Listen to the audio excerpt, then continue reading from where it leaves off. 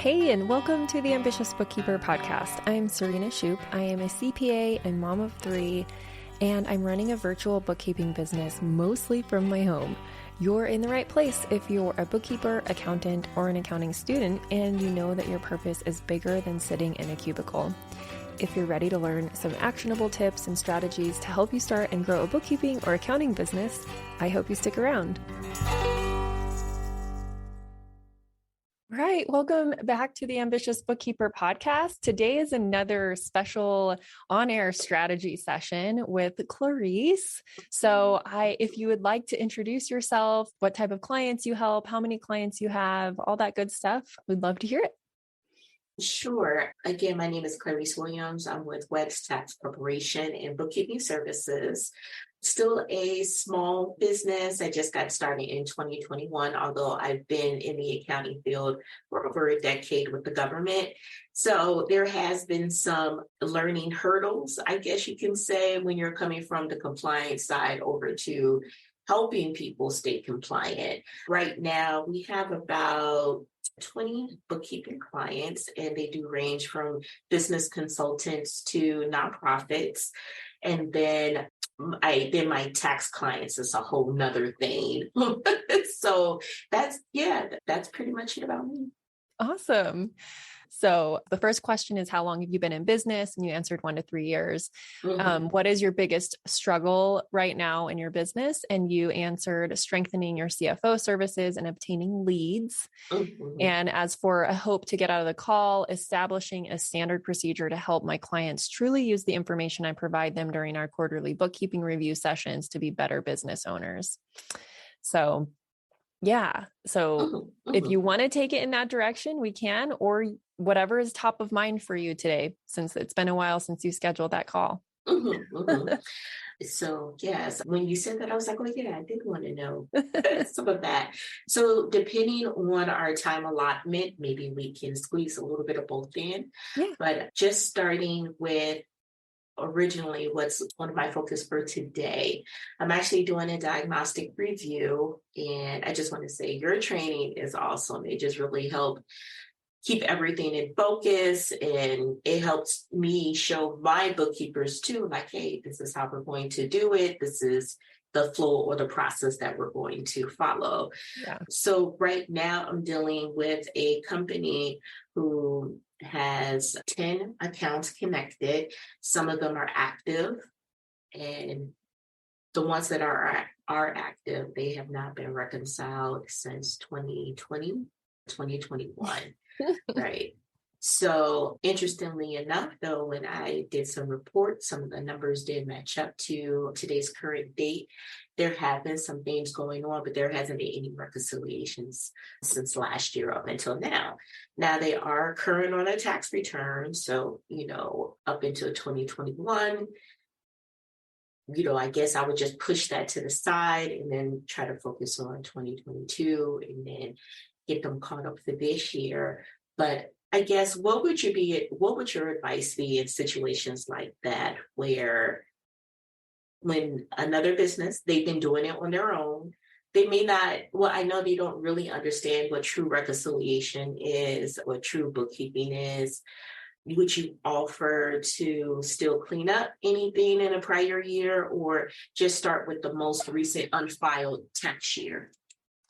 So what I would probably do is, are they in QuickBooks Online? Mm-hmm. So they're probably accepting bank feeds and categorizing things, but not actually doing the bank reconciliation function, right? Right. Mm-hmm. So I would go back and see, I would still try to reconcile those accounts, because you can't reconcile the current accounts unless the previous years are reconciled too. So I would still go in and do the reconciliations. Now, there might be some outstanding payments or some outstanding deposits that never end up clearing that might be sitting on those reconciliations that I would then take care of in 2022. As far as like whatever needs to be voided, I would void it as of 2022, as to not disrupt the previous tax return years, unless it's something like grossly underreported income or way underreported expenses that they may want to amend for. So what I would do is I would go through the process of doing all the reconciliations, let whatever is going to be lingering on those reports linger, right, as uncleared. And then in January or whatever of 2022, I would, export that list and see what the effect would be on the bottom line before making the adjustments, to give that to the client and say, it looks like there was some duplicated, for example, maybe there's some outstanding uncleared checks that could indicate duplicate expenses, right? So I would total all of them up and say, it looks like in prior years, 2021 and before, maybe you can break it out by year too if there's a lot. And this might not even be the case. It could end up really clean once you reconcile the accounts. We don't really know yet, right? But if there was a lot outstanding on that report, I would break it down by year and see like what is the effect on the expense side and the revenue side, and present that to the client. So for example, maybe there's a bunch of duplicated expenses, which means in 2021, when they filed taxes, they took too many deductions in essence. So then I would show them, it looks like you took, 5,000 in extra deductions in 2021. And I would just let them make the decision and say, are you okay? If you were to be audited, you would probably lose those deductions. But when you multiply that by your tax rate, it's not that much, right? So you present them the option and say, I just want you to be aware what the effects could be. But if you don't find it necessary to go back and amend, then we will just, clean those up in 2022 and move forward. So that's basically how I would handle it. Now, that may not even be the situation. It could be like one or two really small transactions that at the end of the day aren't going to cause much of an effect. But if they over-reported income, that I definitely would be like, let's have a discussion with your tax preparer, or maybe you're the tax preparer, have a discussion about filing an amended return and see what the, if you could get some money back, if it would be worth it with the fee of the amended return and all those factors, right? Ultimately, it's up to the client to make that decision on whether they want to amend. You can give them all the facts, you can give them the numbers and let them decide. Okay. Yeah, it's about $10,000 of uncleared transactions. Okay. So could be both revenue and expense, or do you think is more? It's a mixture of both. Mixture of both. So it could end up a wash in the end. You know what I mean? So that's where it's like, you figure out what the actual net effect is on, each year's P&L, and maybe it is close to a wash. And so you just clear it out in 2022 and move forward. Sounds good. All right. Yeah. Awesome. Thank you. That's how I would handle it. There might be people listening at it like, yeah, sometimes you wonder like, okay, am I making too much work for myself? What should I really do? What's the best path forward for you and the client? Yeah. So yeah, that makes sense. Perfect. All right. Yeah. So then the other question I have is about essentially some of the daily tasks to be done when you are in a CFO role, and how you're expanding on it so that the client understands. Because I've actually been told things like, Clarice, I don't get what you're saying, or I don't know what you're asking me to do or look at. So I was like, okay, how can I explain things better other than, a thumbs up at the meeting or a thumbs down? Like, you're spending money too fast, or you really need to be mindful of the budget that you put in place. And it's almost like I wish there was a way that the accounting system can send an alert to say you're nearing.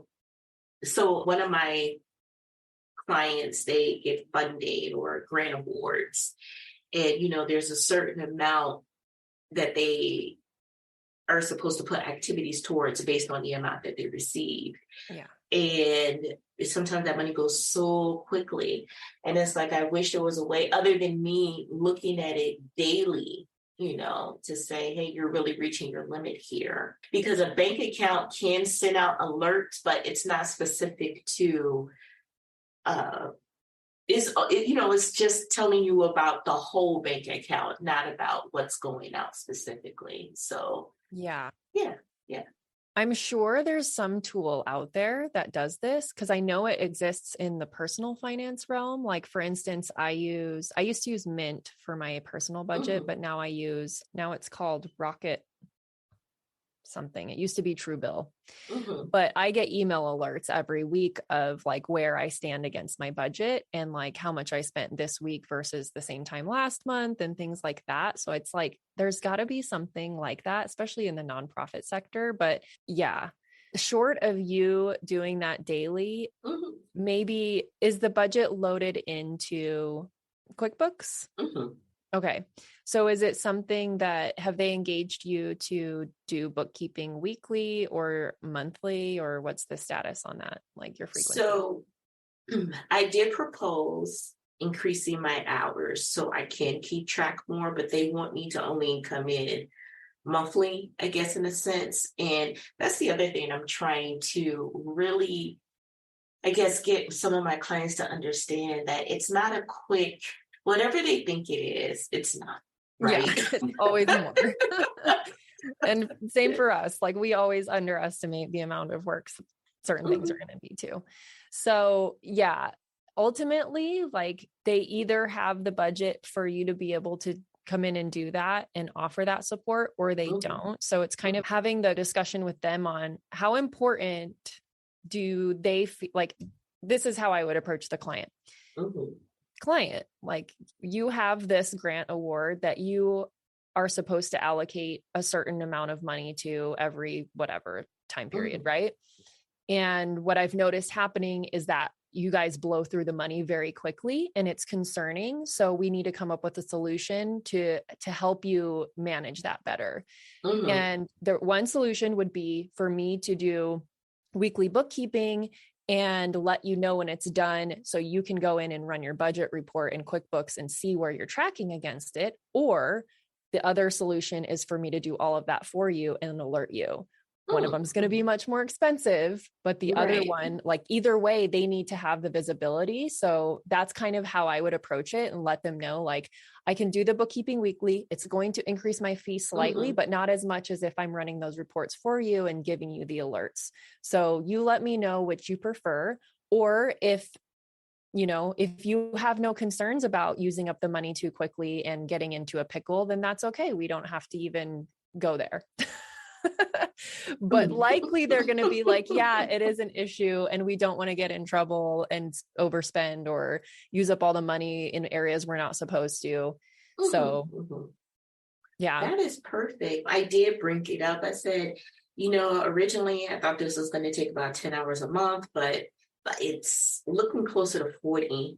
And it was like, oh no, that's too much. And I said, okay. But I do like how you provided a comparison, either I do it and help you out, or, this is what you're going to have to do to make sure that you're being compliant. Yeah. And they may choose the DIY option initially and then realize that one, they're not able to keep up with it, or two, they don't really understand what they're doing. And they would rather pay for someone to just send an email every week that says, this is where you track against your budget. And that's what you could do. You can make it that simple to where you're maybe not even maybe you're attaching the reports, but really it's just like a bullet point in the body of an email. Like think like a CEO here. Like this is where I bring in like my corporate experience. Like my managers and my CFO and everything, they did not want to have to open an attachment. They preferred like a screenshot and bullet points in the body of the email because they're always on the go, right? So that's one of the areas where it would be like, we'll make it simple for you. We'll do all the work in the background. I'll send you a weekly email on Fridays that shows you a snapshot of where you are tracking against this budget and like the top categories you're spending in or whatever, you know what I mean? Whatever valuable information would help them. Or like we said, you can still do the weekly bookkeeping because maybe you're already doing that anyways, just to stay up on your workload. And then they can go into QuickBooks on every Monday morning and see where it tracks against it. If you're okay with committing to those like weekly deadlines, you know what I mean? Well, yeah, that's the other thing too. It's been changing. Like, every so often it's like, okay, I thought we could talk monthly. We really need to talk at least every 2 weeks. Now it's like, oh no, we need to talk weekly. So yeah, it's definitely increasing. Yeah. Okay. Yeah. So have you found it difficult to have that conversation of like, are you the one initiating the weekly meetings or are they? Oh, I am. Okay. And it's really just because you're trying to keep them compliant. Mm-hmm. Mm-hmm.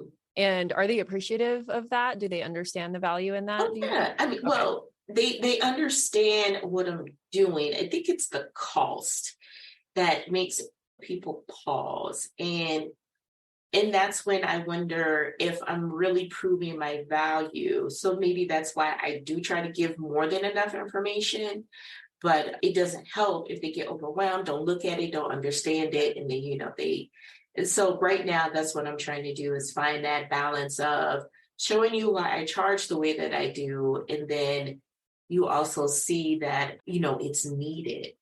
Yeah.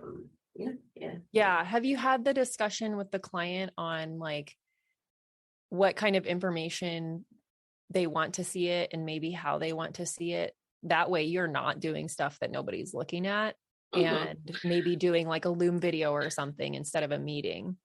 Yes, we did talk about that. That was originally what I was going to do was I do video recordings for my other clients, but it's just because there's been a lot of cleanup for them. So that's another reason why we've been talking a lot too. So, but hopefully we'll get to that point where it flows a little bit better. I'm still getting adjusted to all the programs that need to be tagged with certain things. And once we, fall into a routine, then definitely it'll get easier. And I think that's what they're thinking, like, oh, it's not going to be this hard for so long, so we're not going to commit to more hours right now. But yes, it's definitely a work in progress.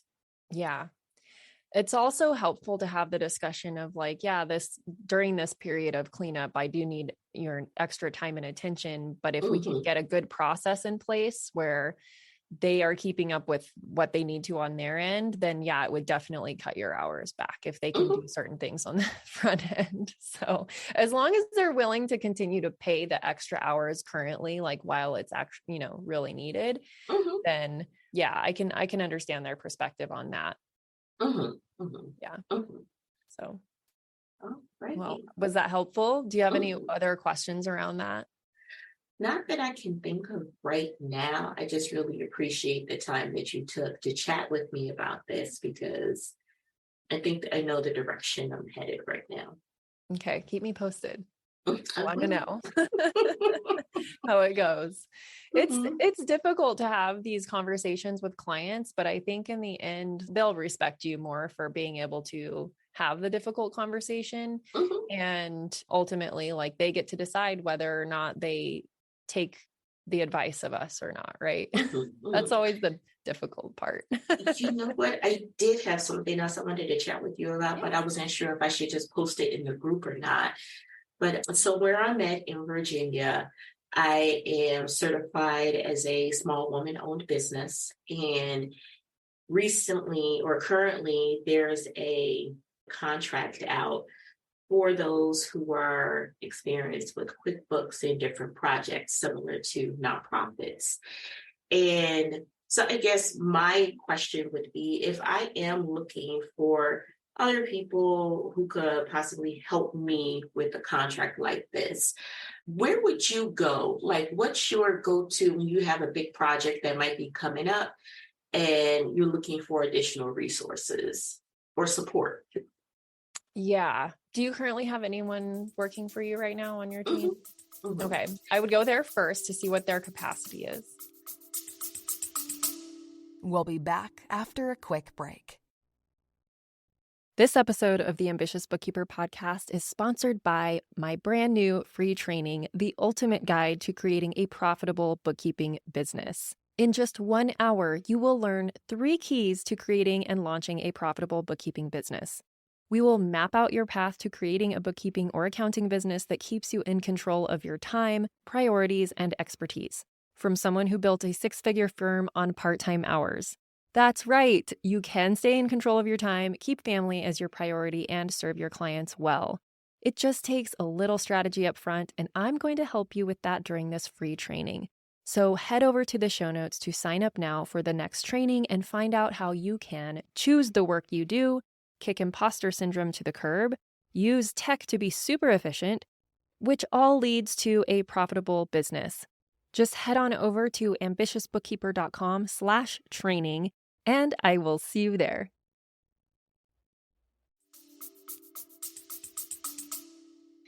Oh, well, I already know I would need. So they're all just starting out. I have 2 experienced bookkeepers, and right now they are at capacity with who we have right now. And then now this is all just nothing set in stone. It's just an opportunity to apply for it. But yeah. So I would go to my current, are they contractors or employees? Contractors. So I would go to them and see like if they know of anyone that they would trust to work on a project like this, because it sounds like you've already built trust with your own contractors and you know their work ethic. So maybe they might know somebody. So I would kind of start there with like your immediate network. And then I would kind of cast a net outside of that as well and like into the group, right? See if there's anyone in our group that, came from corporate, is just kind of getting started and wanting to get into this world, or that they have their own clients, but they're also looking for more work. So those are the 2 areas that I would probably go to. It kind of just depends on, this is where it gets like a little bit tricky, because sometimes people are like, I need help, but I don't have time to train anyone. Yes. So you're going to pay more and also be a little more unsure of what people's skills are if you go this route.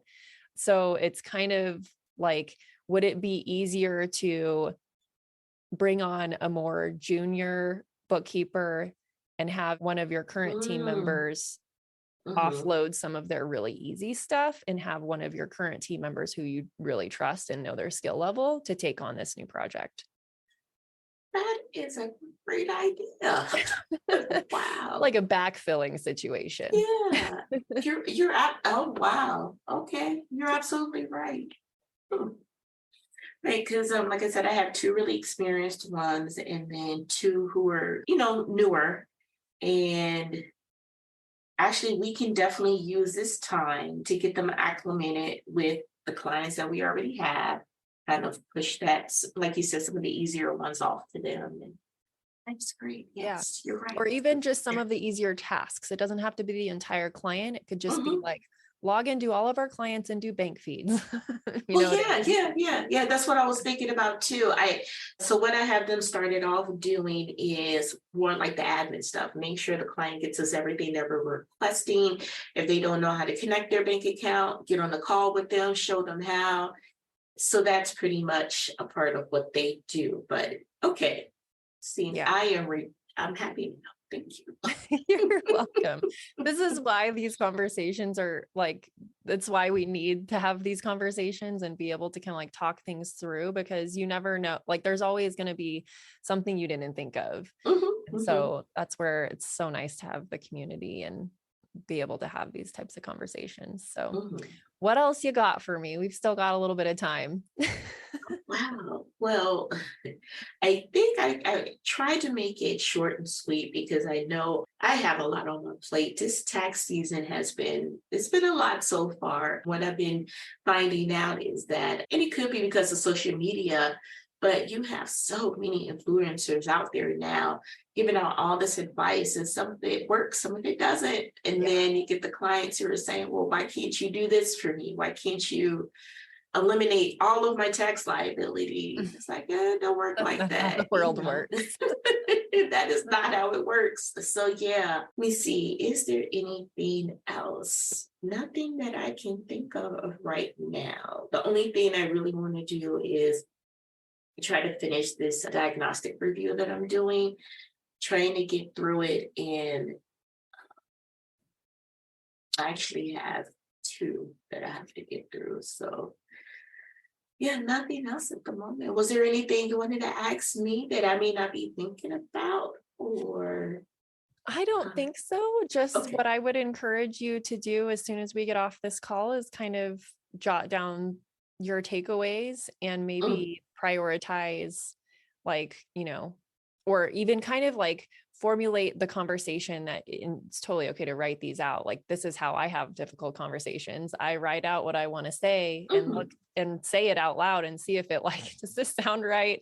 So maybe do that with the one client that you're trying to present the options and get them to kind of see the value and what they need to do. And just remember, like, ultimately they can say no, and you can continue doing just the bare minimum for your fee that you're doing. And you kind of have to let go of like the responsibility of running that business correctly is ultimately on them. You've given them options, and that's, Yeah, in their hands at that point. Actually, I mean, just recently I did have a client who, they were my lowest paying client and they needed so much, but we agreed on this one aspect that I would do. And then just recently, and they was like, well, I need a little bit more, so I'm going to this other person. And then I was like, wait a minute. Like, we had this whole conversation, about how if you needed more, it will cost this much. So either maybe their price point worked and they did more for less, which is, that's how it goes sometimes. But I'm learning that I want to make sure that as I get more clients, that they're not just starting out, because I feel like sometimes business owners don't see the value of a bookkeeper until after they've been in business a little bit, and they know they absolutely know they need help instead of just trying to check off a box. Yeah. There is definitely that camp of business owners. There's also the camp of business owners that have been in business for quite a while, and they are still a disaster. And on the other side of that, there's also the business owners that truly do see the value of it, and they really do want a bookkeeper to be their first hire and or even have a bookkeeper before they open their business. There are those people out there, and that's what all of us can do as an industry as a whole, of like educating those newer business owners and doing, if you have the opportunity to speak in front of a group of entrepreneurs, do it. Like, let them know how important this stuff is. Give them some little tidbits and tips of advice. But yeah, like, I just like to encourage, because I've been doing some speaking stuff and people are so grateful at the end of it. They're like, I never understood why it was so important until I heard you talk. So well, I mean, all of us as good. an industry need to continue to talk about the importance of it. Some people are going to get it. Some people won't. It's okay. That is so true. I think what I've just run into is people, even if they see the value, they may not be able to afford it as a startup just because they don't have the revenue to support additional staff or to outsource just yet. So, but you're right, getting out there and speaking about it, it'll definitely build trust in the community. So absolutely. All right. Well, with that, if you have nothing else, then I'll let you get back to your day. And thank you so much for sharing this. And I know it's going to be super helpful for other people listening as well. Oh, I hope so. Keep me posted. Let me know in the group how the conversation with that client goes. I will. Thank you again. Thank you. Talk to you soon. All right. Bye-bye.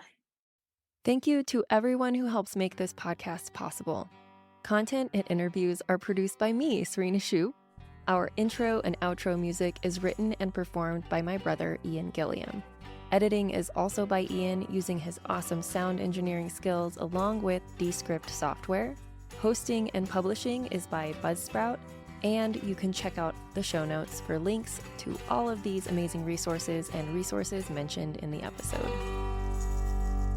Embrace ambition.